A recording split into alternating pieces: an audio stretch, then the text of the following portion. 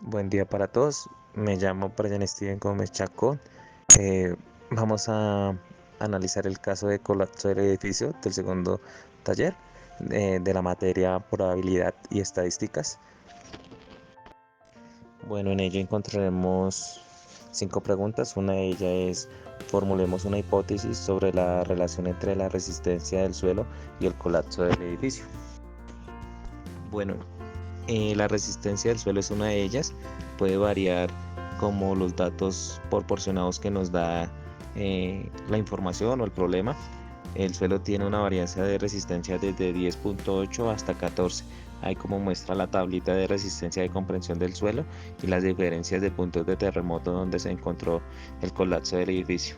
Entonces ahí tenemos desde el menor hasta el mayor, que sería 14.2. También encontramos la variancia, que en el nivel frenático, que también puede influir en el suelo para la capacidad del soporte de carga, ya que la presencia de agua puede reducir la resistencia del suelo donde fue construido el edificio y aumentar la presión de sí mismo. La humedad es un factor muy importante que, pues, a medida del tiempo va deteriorando sus componentes también. Consideramos que el edificio también tiene las siguientes características que nos proporciona el problema. Tiene una altura y una dimensión del edificio es de 20 pisos, tiene 30 metros de ancho y 40 metros de largo. Y está construido con hormigón, ya que este es un material pesado, entonces también influye mucho. Ya con estos datos de mi hipótesis, que es la resistencia, la varianza, el edificio pues no tuvo la capacidad de su peso, ya que aparte que está con un material que es pesado, y como lo dice ahí, la resistencia, la presencia de agua, también tuvo que reducir mucho su resistencia en el suelo. Y pues el edificio no tenía la capacidad de tanto peso, entonces por eso fue el colapso que tuvo el edificio, a pesar de sus terremotos y réplicas que hayan transcurrido en todo ese tiempo. Afectan también. Obvio, hay que tener en cuenta muchos más factores, porque han transcurrido muchos años. Toca entrar a investigar más a fondo cómo fue construido el edificio, qué diseños usaron, en qué terreno se construyó. Hay que tener muchos factores para, tener mejor una certeza del colapso. Bueno, en este segundo punto dice: realice una prueba de hipótesis para determinar si hay una evidencia suficiente para apoyar o rechazar la hipótesis planteada. Bueno, ahí tengo HO, que es la resistencia del colapso, no tiene relación con el colapso del edificio. Y la segunda opción de hipótesis es H1, la resistencia del suelo tiene una relación negativa con el colapso del edificio, es decir, a menor resistencia, mayor probabilidad de colapso. Bueno, entonces se sacaron los siguientes datos: un nivel significativo que sería 0.05, sacamos la media, que es del ejercicio anterior, que viene siendo 12 punto coma. Vamos a sacar o sacamos la desviación estándar con la raíz cuadrada de 1.46, eso nos dio 1.2083, que es la resistencia del suelo. Realizamos una prueba T de una muestra de resistencia mediante el suelo significativamente diferente de 13 MPa. La prueba T, ¿qué es? Nos permite evaluar si la diferencia entre la resistencia del suelo entre un lugar de colapso y un valor de referencia es estadísticamente significativo. Comparación de dos grupos. Esta es una prueba estadística que se realiza cuando queremos comprobar las medidas de dos grupos independientes. En este caso vamos a usar esa fórmula para hallar qué tan probable puede ser mi hipótesis. Con esta ecuación pues sacamos si se rechaza la hipótesis o puede estar muy cerca de la verdad, digámoslo así. Entonces con ello cogimos ciertos valores. Tenemos x que es igual a 12.6, que es la media, que es el promedio que se sacó. Tenemos u, que es 13 puntos, que es el valor hipotético sobre la medida de población bajo hipótesis nulas. S es la desviación estándar y N es la cantidad de probabilidades, el tamaño de la muestra. Entonces ya reemplazamos valores y nos da un resultado de t que es menos 0,7.4. Esto no está muy lejos de 1, entonces no rechazamos la hipótesis, sino que la hacemos verífica.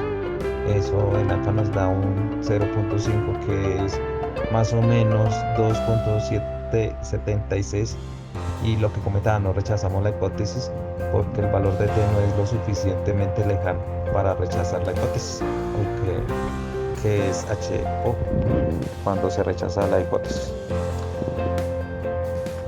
Bueno, como tercer punto tenemos, o nos pide, que dice: calcule el coeficiente de correlación entre la resistencia del suelo y la profundidad del nivel freático. Bueno, con los datos relacionados, para calcular el coeficiente de correlación tenemos que usar la fórmula de Pearson, que es la que vemos ahí en pantalla, que buscamos los valores a colocar para hallar así el resultado de aquella fórmula. Bueno, cogemos los conjuntos, que son dos, que sería x y y, para poder así desarrollar la siguiente fórmula. Como valores de x los sumamos, nos da un total de 63. Después cogemos los valores de y, los sumamos y nos da un valor de 27.9.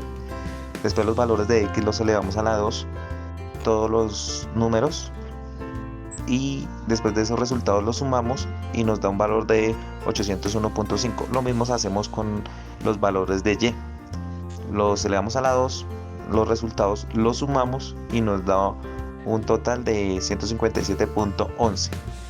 Después cogemos el valor de x y el valor de y los multiplicamos y nos da un valor de 65.0, sumamos 80, sumamos 86.62 y así sucesivamente, para que nos dé un total de 354.48.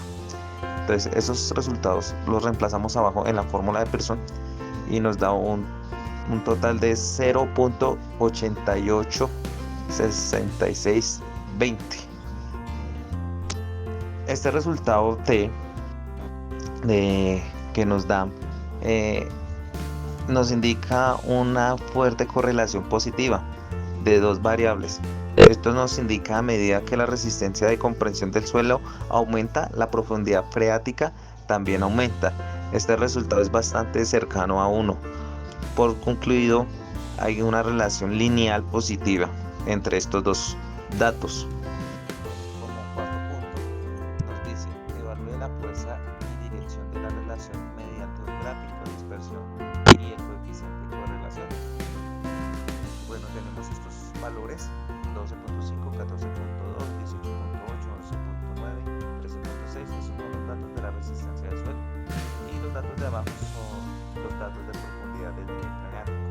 Hacemos una tablita con el número de intentos o probabilidades o de casos, y lo relacionamos con la resistencia y con la profundidad. Y ahí nos bota este gráfico donde el rojito nos indica la profundidad y el azulito nos indica la resistencia. Bueno, en el quinto punto nos dice: evalúe si existe una correlación significativa entre la magnitud de los terremotos y el número de réplica mediante una prueba de correlación. Entonces aquí cogemos los datos de magnitud y cogemos los datos de réplica, ¿sí? Los sumamos y nos da un resultado de 27.2 en la magnitud, y en réplicas nos da un 95.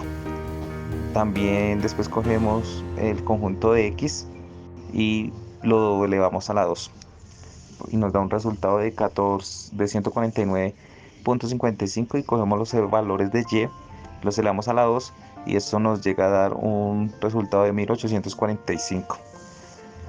Volvemos y cogemos valores de X y Y y multiplicamos entre ellos, después los sumamos y nos da un resultado de 508.7. Esto lo aplicamos en la fórmula de Pearson, reemplazamos valores y nos da un igual de menos 0.024. Después de ello, con eso es el dato que nos da de correlación, perdón, de relación entre la magnitud y los terremotos. Este resultado que nos indica, nos está indicando una correlación moderada positiva entre la magnitud de los terremotos y el número de réplica. Bueno, a continuación vamos también a usar la fórmula de valor T para hallar la correlación. Como podemos observar acá, T, raíz cuadrada del número menos 2 sobre 1 sobre R2. Reemplazamos valores y esto nos da que T da un igual de 1,732549.